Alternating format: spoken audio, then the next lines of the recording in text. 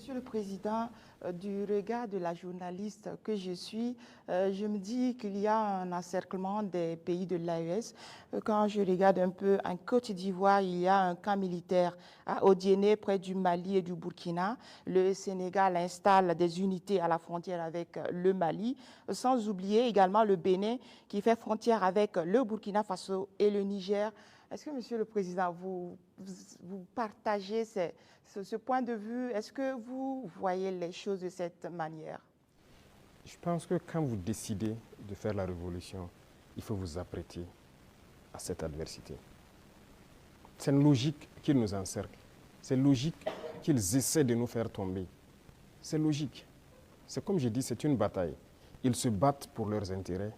Et c'est à nous, si on a décidé de faire la révolution, de tout mettre en œuvre pour que cet encerclement soit vaincu.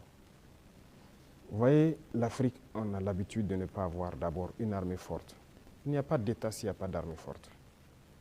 Mais bon, c'était le système. Comme je l'ai dit une fois aux couleurs, ils sont venus nous flatter. Non, il ne faut pas vous armer. Même dernièrement, je pense qu'il y a dans une interview un général américain qui l'a dit encore que nos pays n'ont pas besoin d'être militarisés. C'est leur conception. Nous sommes comme des enfants, c'est eux qui doivent venir s'asseoir, faire la sécurité pour nous. Et beaucoup de pays sont dans cette situation. Ils ne construisent pas d'armée. Et quand la situation arrive, c'est le chaos.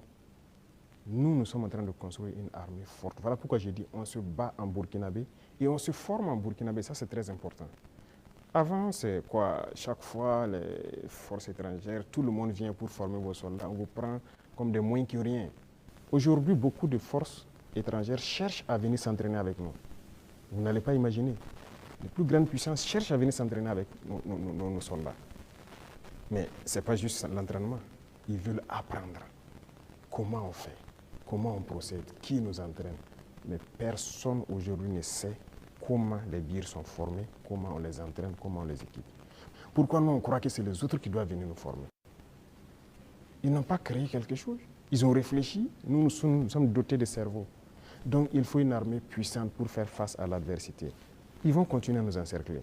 Parce qu'il y aura toujours en Afrique des États comme ça, des chefs d'État comme ça qui vont autoriser. Parce qu'ils ont les mains liées, ils trahissent toujours, ils vont accepter toujours que les impérialistes viennent chez eux pour attaquer leurs propres frères.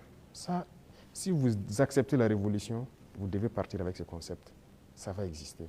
Donc on n'y peut rien, on fait avec, mais c'est à nous de nous préparer pour que l'encerclement soit nul, qu'ils ne puissent jamais atteindre leur objectif. C'est tout. Donc on fait avec.